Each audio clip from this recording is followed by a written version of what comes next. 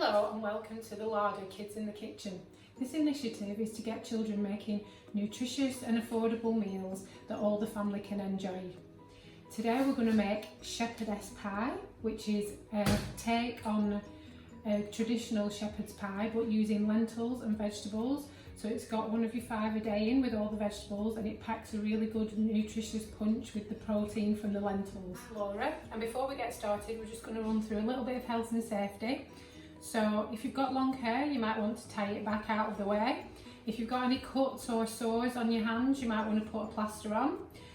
Before you start any cooking, make sure you've washed your hands thoroughly. You give them a really good rub with the soap and water and sing happy birthday twice, so you know you've got them really clean. We're going to be using heat from the oven and on top of the stove, so you're going to need an adult with you to make sure that you use that safely. We're also going to be using a knife, a sharp knife, so you need also an adult to make sure that you use it doing that safely as well. But if you follow the tips that I give you, you should be really safe anyway. Whoever's cooking this, you need to all have a job, and you need to have a job when you clean up. So first we're going to go through our utensils that we're going to need and our ingredients. So we're going to need a big spoon, like a dessert spoon or a tablespoon, a teaspoon, and those are for measuring out, a can opener, a wooden spoon or spatula for stirring, potato masher, a sharp knife, a peeler, chopping board, and then I've got just a little plastic tub for putting the peelings in because they're quite handy. And we need a baking dish to put your shepherdess pie in, and then we need a pan for frying the vegetables off and a pan for the potatoes. So for the ingredients, we're going to need a couple of sticks of celery, a couple of carrots. I've already chopped one here, but I'll show you how to chop it later. 4 or 5 mushrooms depending on the size, a clove of garlic, an onion, some uncooked lentils, a stock cube. If you have a pepper, you can put some pepper in it. We need some grated cheese to go on top when we've done the mashed potatoes, a tin of tomatoes, some mixed herbs, some potatoes, 4 or 5 potatoes, depending on the size of potatoes you have. If they're quite small, you're going to need a few more. Some butter and some milk for mashing the potatoes. So before we start preparing any of the vegetables, we're going to turn the oven on so we can preheat it. If you have just a normal oven, it's 200, and if you have a fan oven, it's 180. So we're going to put that on and get it warmed up. I'm going to prepare the vegetables and chop them up. I'm going to show you a nice way to keep them small in case you've got people who don't really like vegetables too much. We can keep them really small so they cook down really quickly and they're nice and soft. So I want to be really careful with the knife because they're sharp, so make sure you've got an adult with you when you're using a knife. We're going to start here and we're going to cut them into 3, but we're going to keep this end so that they don't all fall apart and you're trying to keep hold of them. The vegetable will keep itself together. So we're just going to go down here.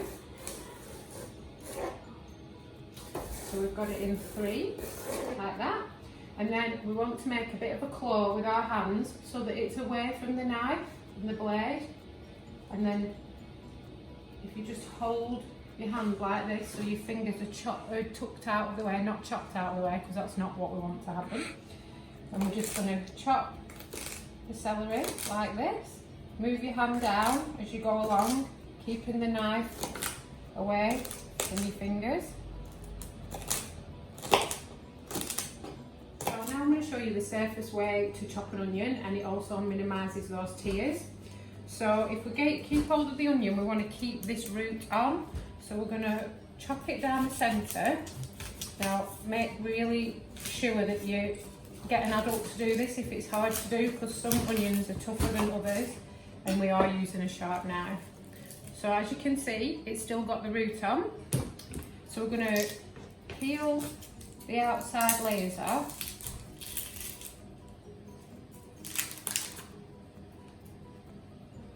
Because we don't want these tough brown layers, and then these bits we can just chop off and discard those.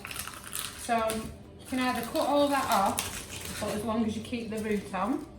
So we're going to go, keep your fingers out of the way again, and we're going to go down the onion like this,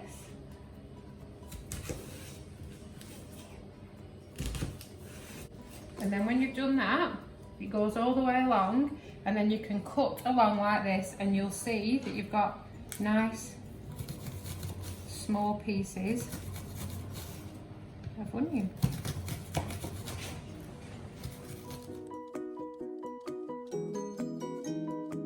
Chopped all the onion and put that in the bowl, so we're going to peel the carrot now. So if you've got a peeler like this or any peeler, it's best to peel away from you so you're not coming near your fingers.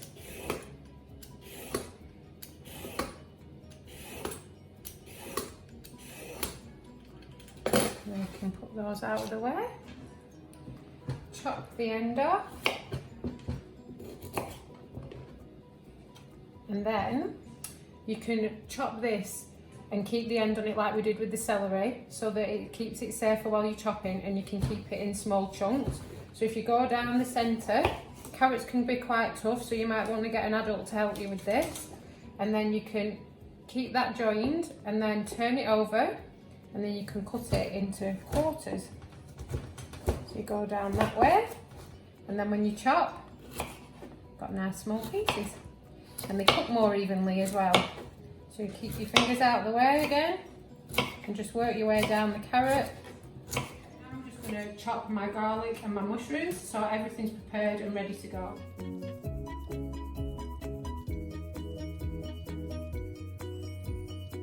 we're going to have the pan on a medium to high heat, and we're going to heat up a big spoon, so a tablespoon, dessert spoon of oil. I chopped ingredients into the pan and fry them off. So we've got our celery in there, the onion, carrots and garlic. We're just going to give that a nice stir around. Make sure it's all coated in the oil. And then if you feel like it's a little bit too high, you can always turn the temperature down. But we need to cook this and soften them down for about 15 minutes.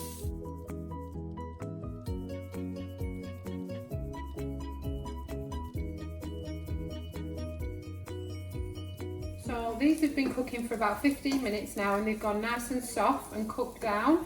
So we're just going to add the chopped mushrooms, and we're going to cook those for another 3 minutes. But we're also going to add our mixed herbs, and we're going to put a teaspoon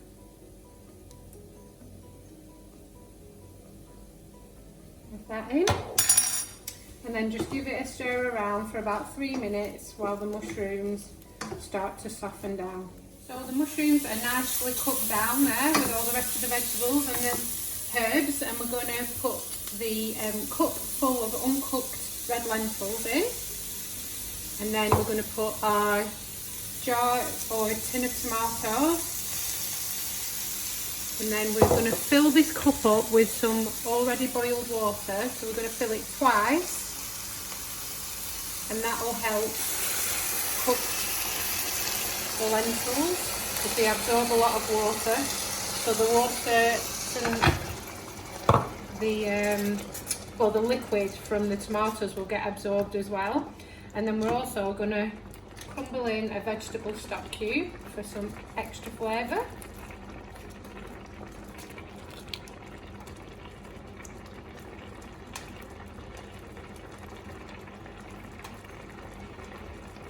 So then we're just going to let it bubble away and bring it up to the boil. And when it started bubbling like this, we're going to turn the heat back down and let it simmer away for 15 minutes. While our lentil and vegetable mixture is cooking away, we're going to peel and chop the potatoes and boil them up for our topping. So we're going to get our potato peeler, and the safest way to do it is away from you like this. You might want to get an adult to help you with this because you might not have a peeler like this, and you might have to do it with a knife. So when I've peeled my potato, I'm going to chop it, and I'm going to chop it quite small because I want it to cook in the same time that the mixture cooks, so it's all going to be ready quite similar time. So I'm going to cut potato down the centre like this, and then I'm going to cut it down the centre again, and then keeping my fingers out of the way, I'm just going to cut it into cubes about that big.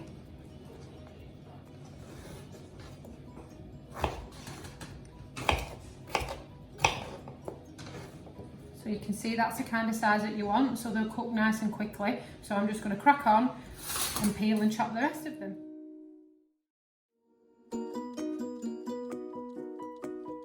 So I've just chopped my potatoes up, put them in a pan. I put them on full heat and I've covered them with water that I've already boiled in the kettle.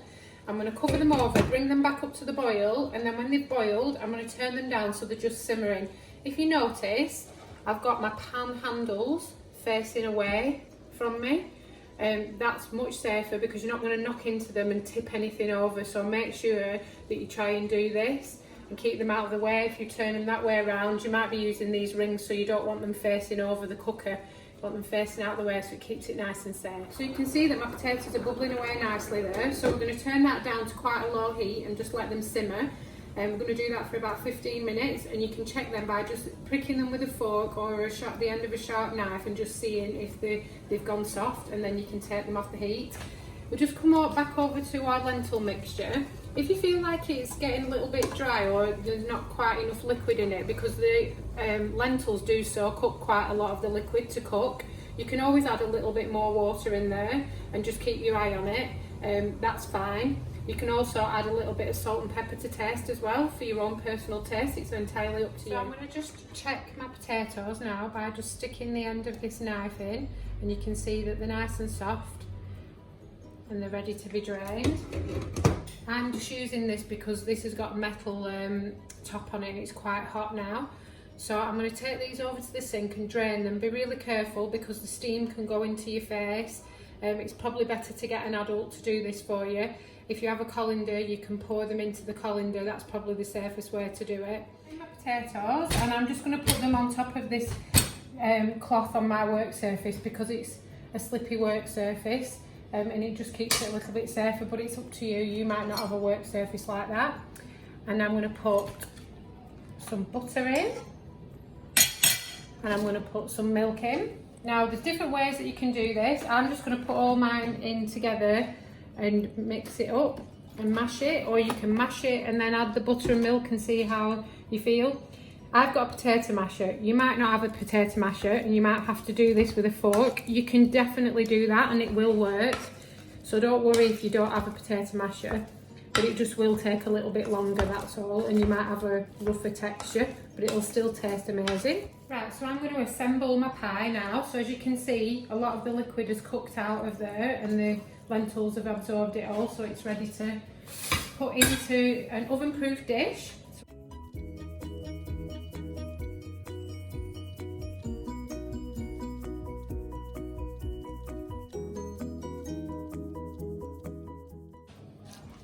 So I'm going to smooth that out, make sure it's nice and evenly covered out in the bottom of your... Now we're going to put potatoes on top. So you can do that by just getting a spoon and a fork, and you can just go along the top, evenly distributing it so that you don't end up with one big lump, because sometimes it can sink into your mixture, and then when you try and spread it out, it can start dragging the mixture underneath with you. So we're just going to spread that out nice and evenly. So now I've put all the potato on top and I've smoothed it out, and I've used the fork to make a nice pattern on the top. So now I'm going to use the cheese to sprinkle over the top, so we'll have a nice cheesy topping. We've got about 2 to 3 dessert spoons of grated mature cheddar, so it'll get a nice cheesy taste to the top. Just make sure you sprinkle that evenly. So now I'm going to put the pie into the oven. It's already heated at 180. I've used an oven glove because the dish is quite warm now. You might want an adult to do that. It's going to be in there for about 30 minutes, but you can check it around that time to make sure it's nice and golden and bubbling on. So this has had 20 minutes in the oven. That's as long as it took to brown it off and make the cheese all nice and golden on top. Make sure that when you take it out, you've got an adult with you and that you've protected your hands with an oven glove or a tea cloth. I'm just going to plate this up so you can see what it looks like inside. So it's going to be so tasty with that lovely cheesy topping. So that's it, and that's what it looks like inside. So you can serve that with some peas or some broccoli or whatever veggies you like and enjoy.